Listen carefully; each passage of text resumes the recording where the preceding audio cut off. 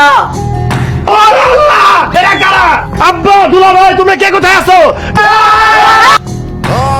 আমরা এখানে মারামারি করতে আসি, শান্তি চুক্তি করতে। তোরা হইলে আমার জীবন অশান্তির মূল, তোদের সাথে আবার কিসের শান্তি চুক্তি? আমি কিন্তু রাজি। রাজি মানে?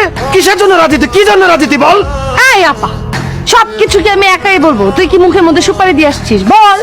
ওগো, এই, ও কি তোর ওগো হবে? ও তো আমার ওগো হবে। সরি। আই শোনো, তুমি আমাকে বিয়ে করতে এসে আমার ছোট বোনকে পছন্দ করেছিলে, বলেছিলে না? এখন আমার ছোট বোন তোমাকে পছন্দ করেছে, ও তোমাকে বিয়ে করতে রাজি। কি ব্যাপার? আমি বিয়েতে রাজি হয়েছি শুনে আপনারা হাসতেছেন কেন? খেলা তো ফাইনাল হয়ে গেছে।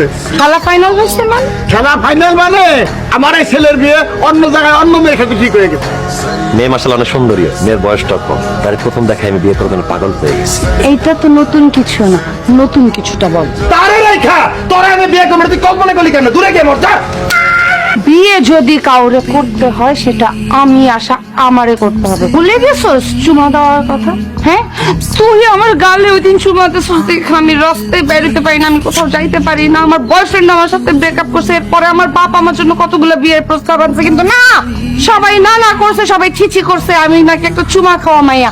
তোর কারণে আমার বোনেরও বিয়ে হইতেছে না, আমারও বিয়ে হইতেছে না। যেহেতু তুই আমার গালে চুমা দিছস, তার মানে তুই আমারই বিয়ে করবি, ফাইনাল এটা।